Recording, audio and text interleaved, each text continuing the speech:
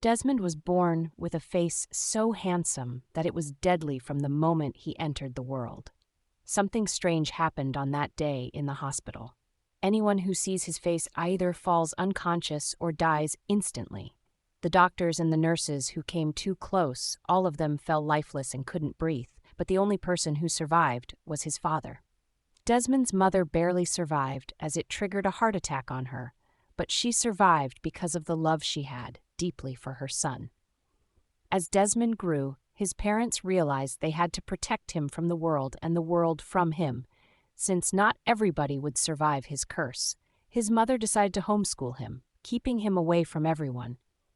Desmond was a very smart boy. He learned everything quickly, reading books and solving math problems like the gifted. But even though he was so intelligent, he was lonely and mostly sad all the time because he didn't have friends, and he never played outside like other children. He could never let anyone see his face. When Desmond turned 19, his parents decided it was time for him to attend university. They couldn't keep him hidden forever. But to protect others, he decided to wrap his face tightly with a box, covering his handsome, dashing, deadly face. Only his eyes peeked out from behind the openings of the box. He was always careful not to let anyone see his true face. At the university as he entered, Desmond became known for his brilliance. He aced every exam, finished every assignment before anyone else, and his professors praised him. But he didn't care about the praise. He just wanted to get through the day without hurting anyone. But despite his intelligence, some students didn't understand why he covered his face every day. Rumors spread quickly as people gossiped about him. Some said he was hiding scars. Others thought he was just a weirdo.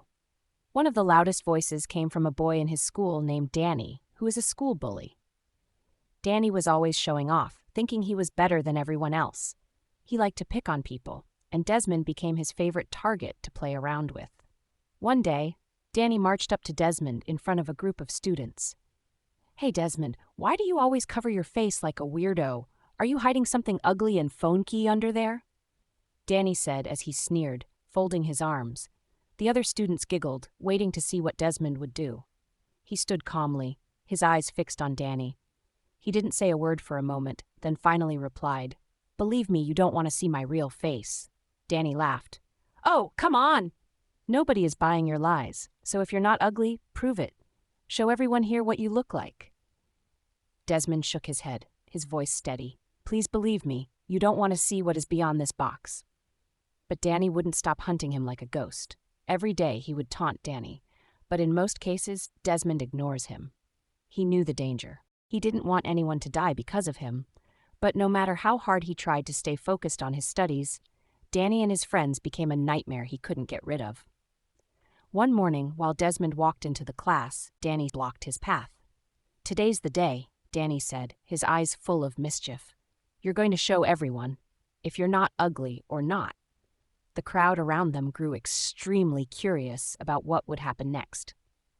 Desmond looked at Danny for a long moment, then said softly, "Please, I don't want any problem because if I show you, it won't end well for you." Danny smirked, rolling his eyes. "Sure, whatever you say. You're just weirdo and too scared to show your face, acting like a child." Desmond took a deep breath. He didn't want to hurt anyone, but he was tired of the constant teasing and embarrassment from Danny. He stepped closer to Danny and said, "You think I'm hiding because I'm ugly? Can you hear yourself talk? I'm hiding to protect you, and that's all I can say." The crowd fell silent. Danny's smile paused for a moment, but he didn't back down. "I don't need your protection from you.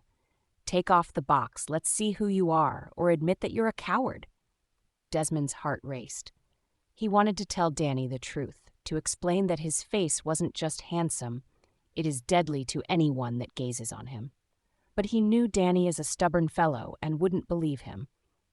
So he turned away, refusing to give in to the bully's demands.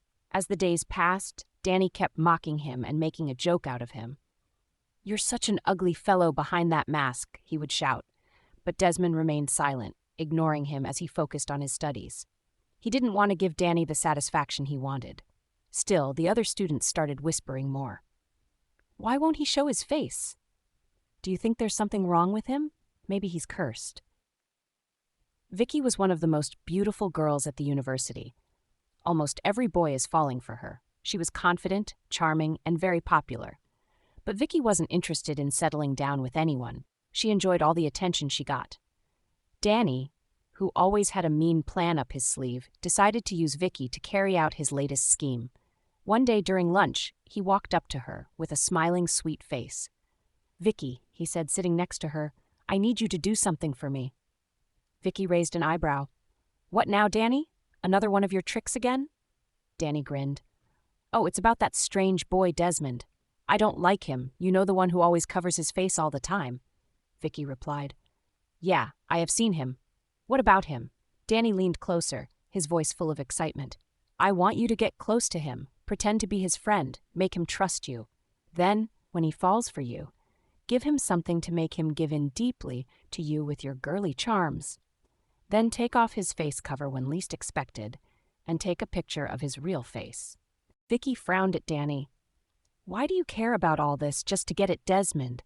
He's not even bothering anyone. Just your alter ego won't let you leave him." Danny rolled his eyes. "For a starter, he thinks he's better than everyone else.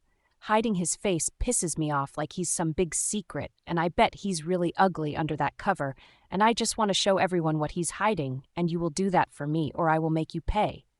Vicki hesitated. She wasn't a fan of Danny's mean games and threats, but she had no other choice, as Danny wasn't someone you could easily say no to. He had a way of pressuring people to do what he wanted. Vicki knew what Danny wanted her to do, and though she wasn't sure about it, she agreed. She figured it would be easy to befriend Desmond. After all, he was quiet and didn't have many friends. Vicki started by befriending Desmond as they attended class together. She watched Desmond and observed him from behind. She saw of a quiet person he is. He doesn't talk to anyone, and people only look at him as a frick. After the class, she approached him in friendly tone. "Hey, Des. Hi, I'm Vicki. We attended the same class together."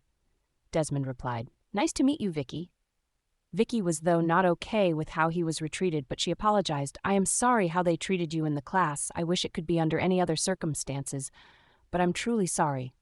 Desmond replied, "It's okay. I have been true worse, so I don't mind, but for worth, thanks for your concern, and I have to take my leave now."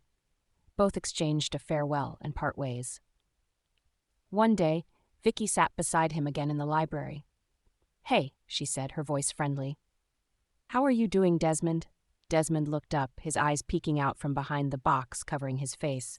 "Yes," he said slowly. "Hope no problem?" Vicki leaned back in her chair, pretending to be casual as best as she could. "I have seen you around even in the class, and yesterday, if you remembered. You seem interesting. I thought we could be friends." Desmond frowned at Vicki, as nobody has ever asked or wanted to be his friend. Most people avoided him as a frick he is, and those who didn't usually had something mean to say. "Why would you want to be friends with someone like me?" he asked. Vicki laughed lightly. "Why not? You're smart, intelligent, and you don't follow the crowd. You're just on your own, and don't get me wrong. That's cool." Desmond didn't respond. He didn't trust her. But she didn't seem like the others. He wasn't laughing at him or trying to make him feel bad. Still, he didn't let his guard down in order not to be hurt. Over the next few days, Vicki kept trying. She would sit next to him during class, walk with him after lectures, and bring him small snacks, chess, and a bottle of juice to chill him up. Slowly, Desmond began to warm up to her. He started talking to her about his favorite books and how much he loved science and art. For the first time, he felt like someone was listening to him. One evening, Vicki told him they should study together in his apartment. "You are so intelligent, Des," she said with a grin. "I could use your help with some of these assignments. I am having some problems figuring it out." Desmond hesitated, but agreed. He thought maybe, just maybe, he had finally found a friend. He even made tea for her when he arrived. Vicki smiled as she took the cup, but in her pocket was a small sachet of a powder given to her by Danny. It turned out to be a sleeping drug. As Desmond turned his back to grab a book, Vicki quickly poured the drug into Desmond's teacup. "Here," she said, handing her the tea. "You deserve a break." Desmond smiled behind his box, taking a sip. They talked for a while, as Desmond said to her, "I know people see me as a frick because they think I am trying to be one. If it were up to me, I wouldn't have to put on this box on my head. Vicki am cursed right from birth, but still, people don't get it, that am dangerous to them, but they treat my like a weirdo," Desmond said as tears fell from his eyes. At that moment, Vicki was hurt by Desmond's words of what he said about himself. She felt pity for him. After some time, Desmond's eyelids began to feel heavy. "I think I'm getting sleepy," he said, yawning. Vicki nodded and said, "You have been working so hard. Get some rest. I will pack up and leave." Desmond laid down on his bed, still holding on to the hope that he had found a true friend. Within minutes, he was fast asleep. Vicki waited until she was sure he wouldn't wake up. Her hands shook slightly as he walked to his bed. She felt guilty and remembered all Desmond's words. Desmond had been nothing but kind to her. But Danny's voice echoed in her mind. "Take off his face box and get a photo, or else I will make your life a living hell in this campus, and you know I will." The words echoed over and over again in her ears. Vicki tried her best to get it together. But one thing she knew is that whatever reason Desmond has to close his face, she won't cross that line. She left and walked away to avoid doing what she never wanted to do. The next day at school, Danny approached Vicki. "Why didn't you send me the pictures of Desmond's ugly face?" Vicki, afraid, but picked up some courage. "I can't do that to him. Please don't make me. I had the chance last night, but I couldn't. He's a nice person." Danny angrily frowned at Vicki. "Now you pay the price for not doing what I asked you to." Danny took Vicki by the hand and approached Desmond on his way to the hallway and stopped him. "Did you think Vicki befriended you because she liked you? No, she didn't. It was all my plan for her to get close to you and take some pictures of you. Why she makes you sleep probably in his apartment," Danny said, as the crowded in the school hallway were watch. It all makes sense to Desmond, as he fell asleep for sometimes, even though he wasn't supposed to. And when he woke up, Vicki was already gone. At a moment, Desmond felt betrayed. Vicki was ashamed of herself, as she tried to get Desmond to understand that she didn't go forward with it. But Desmond was consumed by anger and left the hallway in broken heart, as he thought he had a real friend who almost got close to killing herself if she would have went through with it. Desmond went home and was sad and bittered as he cried. His father came to him and asked, "What is wrong, Desmond? You look not okay." Desmond could take it any more. He decided to pour his feelings out to his father. "Papa, the people I thought is my friend betrayed my trust today, and she would have died if she went through with it," he said as he cried. "But she didn't." "And why is that, son?" his father asked. Desmond couldn't answer the question, as he didn't know why Vicki didn't do it. His father replied, "Maybe she understood you and realized that you are still a person that deserves to be treated right. And it could be many of one reasons, but you need to figure out why, okay?" as his father encouraged him. The next day, Danny decided to get another girl who would do the job Vicki couldn't all for popularity that they wanted. As Desmond sat at the backyard alone by himself trying to think, two ladies approached him. "What's up, Frick? Why don't you take the box up your head? Let's see what happens." Desmond stepped back.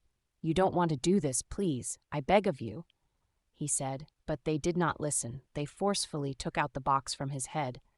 The two girls were shocked at what they saw. His dashing and handsome looks was unexplainable, almost magical. It wasn't just his looks. There was something about his face that drew them close, something too powerful for words. But before they could even think, a wave of darkness hit them. They tightened their chest, their vision blurred, and their legs gave out. They gasped for air, but it was no use. The overwhelming force of his face was too much for them to handle. In seconds, they collapsed to the floor, lifeless. "What have I done?" he asked himself as he ran and put on his box back. Desmond was afraid what he's done, and don't know how to explain what happened to the school or even to the police. Panic filled his chest as he realized what had happened. Tears streamed down his face. "Why didn't you guys listen?" he cried. The noise attracted attention from other students in the dorm.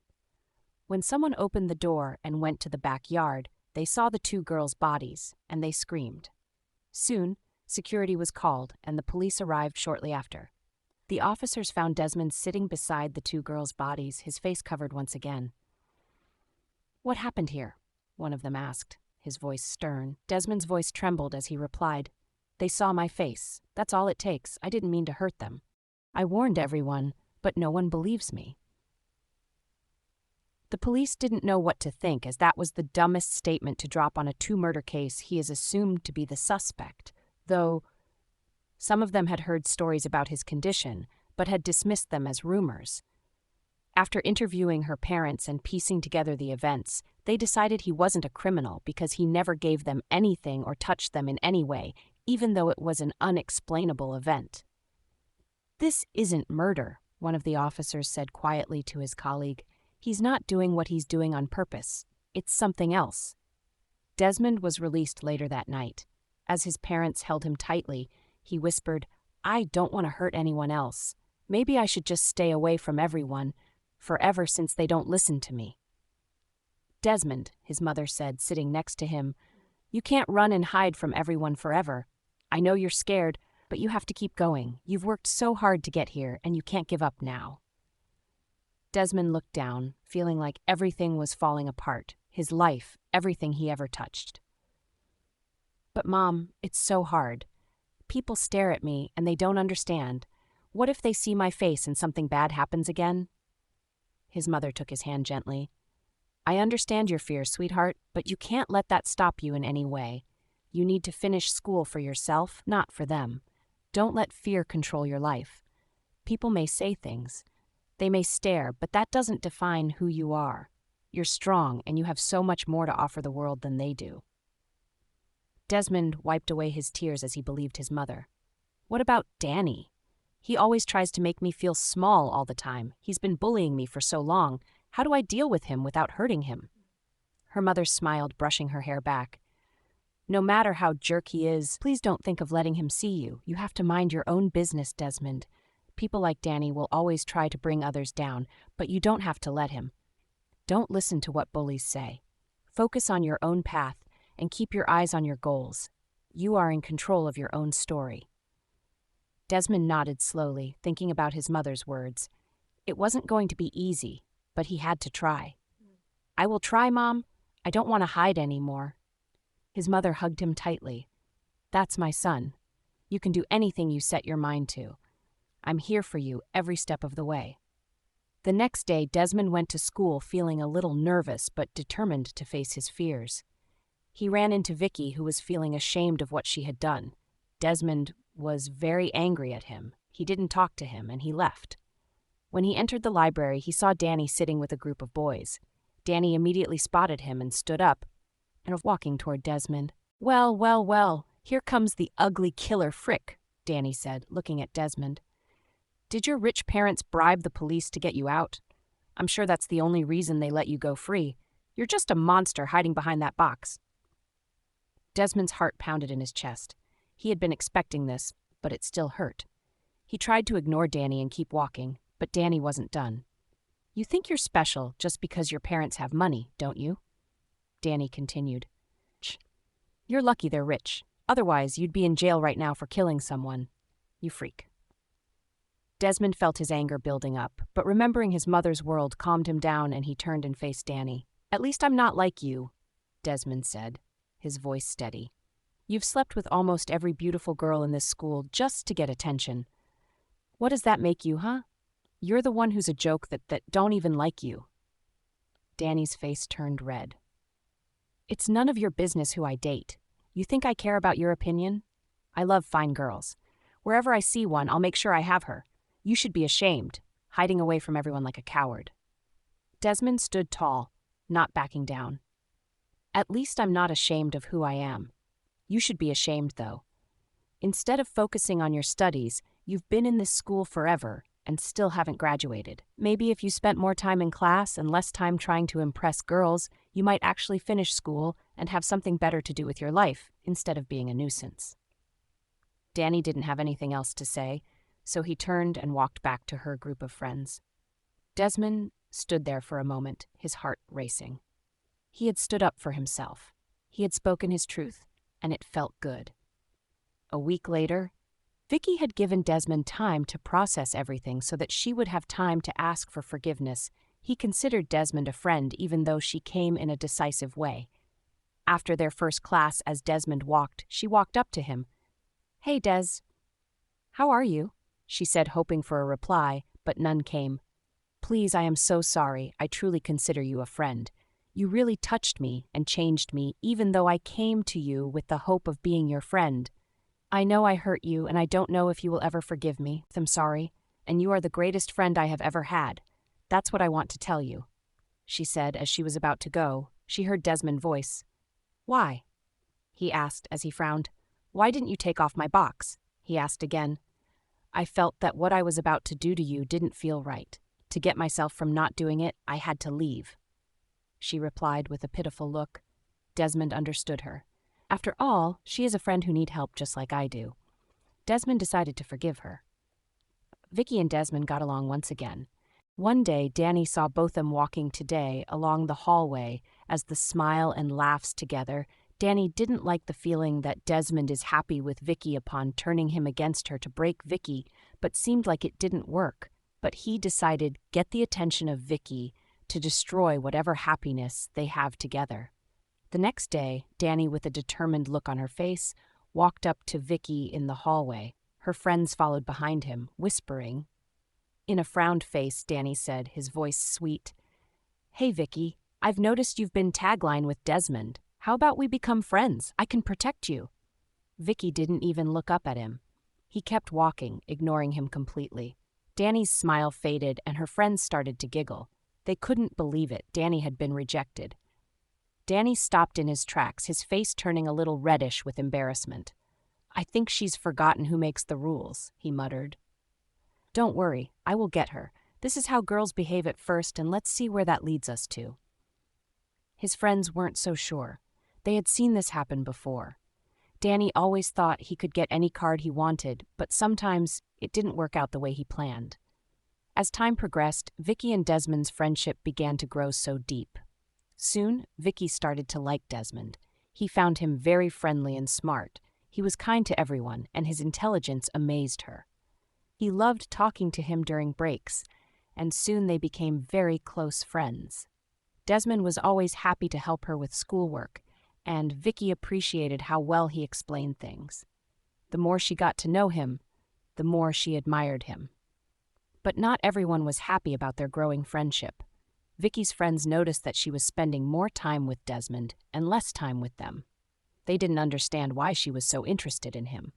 They warned her to stay away from him, saying he wasn't the right type of person to be friends with. But Vicki ignored her friends, as she truly knows who Desmond is. With time, after Danny seeing both Vicki and Desmond together, Danny's jealousy took over, and he stormed up to Desmond. You think you're so clever, don't you? Danny snapped, standing in front of Desmond. You're a frick, using your tricks to think you have won. Desmond laughed loudly, shaking his head. Now, who's the man? He asked. I still don't know why you are jealous of me, and for what it is worth, that's your problem. Danny's face was filled with anger. Don't act like you're better than me, he hissed. You don't belong in this school. You're nothing but a freak who hides behind that box. Desmond wasn't afraid. He stood tall to let Danny know that whatever he said would never get to him. You will regret this, Danny said. You think you're so perfect, but you're not. I will make sure you regret messing with me. Danny stared at him for a moment, realizing that Desmond wasn't backing down.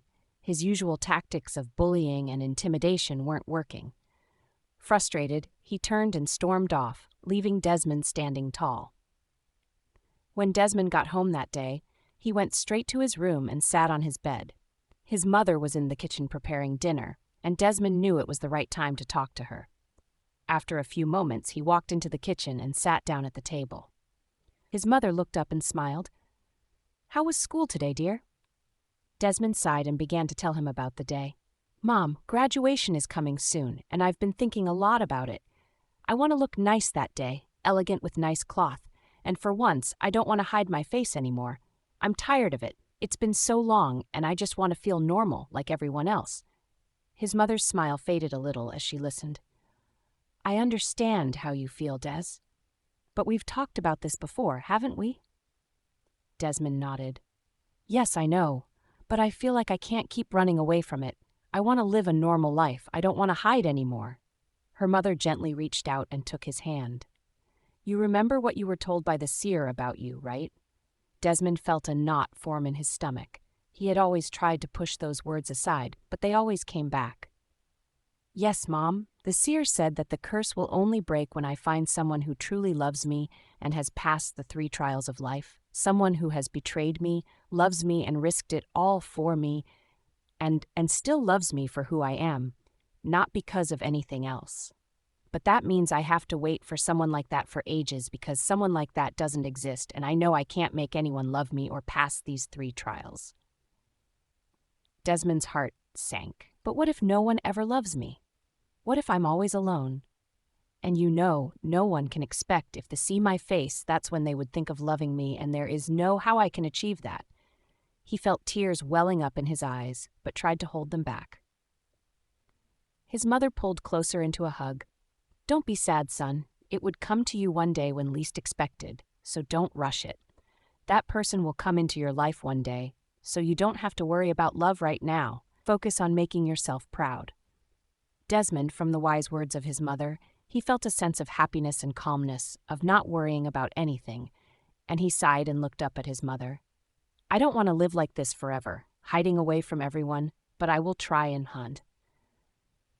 There's someone at school, though. Her name is Vicki. He's just a friend. We talk sometimes, and he's really kind, but I know that I can't be more than just a friend to her, and I can't let anyone get too close to me, not even her with this curse hanging over me." Her mother smiled softly. "I'm glad you have a friend like Vicki. It's important to have people who care about you. But remember, your friendship with him doesn't have to be anything more. You need to focus on yourself." In school, the tension between Danny and Desmond had reached its peak. Danny was determined to have the last word, especially after Vicky's rejection to be his lab dog again, and the way Desmond seemed to gain respect from more students. Danny, however, couldn't let that slide. He spotted Desmond near the library, calmly reading a book and minding his business. Danny marched over, ready to make a scene. "Hey, face-covered frick!" Danny called loudly, drawing attention from everyone nearby. "Graduation is in 2 weeks. Are you going to keep hiding your ugly face under that filthy box, or will you finally show us what you look like? Or are you scared the school will shut down when we all faint from the horror of your ugly looks?" Desmond looked up slowly, calm as ever. He closed his book and stood up, meeting Danny's glare with his own sharp gaze. Students started gathering around them, sensing another round of drama. Desmond smirked lightly and folded his arms. "Thank God graduation is finally here. After all these years, Danny, you're finally leaving this school. I was starting to think you were planning to live here forever." The students around burst into laughter. Danny's face turned red as he couldn't take it anymore. He turned and stormed off, his face burning with shame. His friends hesitated, some of them sneaking away to avoid being associated with him. As Danny disappeared, the students around Desmond cheered him. "Finally, someone put him in his place," one of them said. "That was almighty, Desmond," another added. Desmond simply picked up his book, gave them a small nod, and walked away.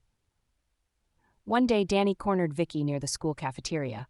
"Vicki," Danny said with a fake sweet smile, "I don't know why you're wasting your time with that face-covering cowboy. You and I could be the hottest couple in school. Don't you see it?" Vicki sighed, clearly annoyed. "Danny, can you stop embarrassing yourself? This isn't fair, and you know I don't like you. I never will. You're always chasing after girls, causing drama, and thinking you're better than everyone.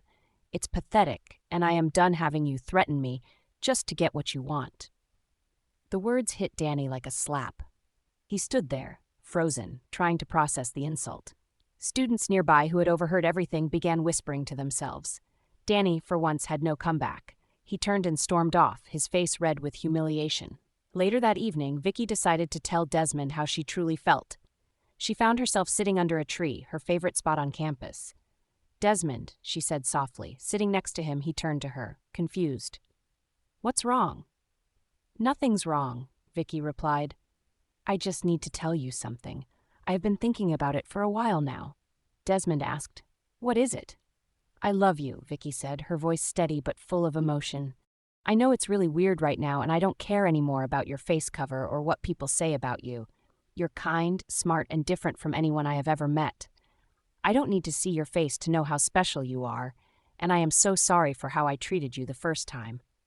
Desmond's heart raced. "Vicki, you say that now, but what if I'm ugly as they say? What if what's under this box is something you can't handle?" "I don't care," Vicki said firmly. "You're you to me, no matter what." Vicki invited Desmond to her place that weekend to spend time together. Desmond hesitated, but eventually agreed. When he got to Vicki's apartment, they talked for hours. They laughed, shared stories, and grew even closer. As the evening went on, Vicki leaned in and kissed him gently. For the first time, Desmond felt truly cared for. He let himself relax, but in the moment, Vicki accidentally brushed his face cover, and it slipped off by mistake. Desmond gasped and pulled away, covering his face with his two hands. "Not again," he cried. Tears streamed down his face. "I can't let this happen again. You're gonna die, Vicki." But Vicki didn't move. She didn't flinch. She simply looked at him, her eyes full of kindness. Vicki brought up his face and looked at how handsome he is. "Desmond, you have a beautiful eye, and not matter whatever you are, I still love you." Desmond slowly lowered his hands and realized that the three trials were Vicki all along. The one who betrays you, the one who loves you, and the one who will risk it all. That is how you break the curse. Tears fell down his eyes as he stared at Vicki in disbelief. "But everyone who sees my face, not me," Vicki said with a smile. "I told you I love you, and I think that's why the curse doesn't affect me, because I meant it." Desmond couldn't believe it. He hugged Vicki tightly, still crying, but this time his tears were tears of joy. When he got home that night, he told his mother everything. "Mom," he said, his voice trembling, "Vicki, the girl I told you about, saw my face, and nothing happened. She's alive and she loves me, and I think the curse is broken." His mother's eyes filled with tears of happiness as his father walked in hearing the news. They both hugged Desmond tightly. "My darling, we have waited for this day. You found someone who truly cares for you, and now you're free from the curse. God has answered our prayers." The next day, Desmond went to school with a new sense of confidence. For the first time in his life, he decided to walk in without his face covered. As he walked into the school grounds, heads turned like never before. "Is that Desmond?" some ladies whispered. "Oh my gosh, he's so handsome," another said, staring in shock. All the students were astonished. Danny, who had just walked out from the hallway, froze when he saw Desmond. His mouth dropped open. "This is what you've been hiding?" Danny said, his voice dripping with disbelief. Desmond smiled and walked away from him, dropping one word at him. "Maybe next time you'll think twice before judging someone you don't know." The students clapped and cheered for Desmond. For the first time, he felt free from the curse, free from judgment, and free to live his life as his true self. And that was all for the love of Vicki, the one person who betrayed him out of no choice, but turned out to be his love that set him free. And for that, he loved her back and all his heart. After their graduation from college, they set out their paths together in peace and in happiness. Dear viewers, what do you think about this story? I will gladly love to hear your thoughts in the comments below. And if you do enjoy this story, give us a thumbs up, hit the subscribe button, and share it with friends. And don't forget to turn on notifications so you never miss out on our latest updates. Thanks, and see you in the next video. Bye.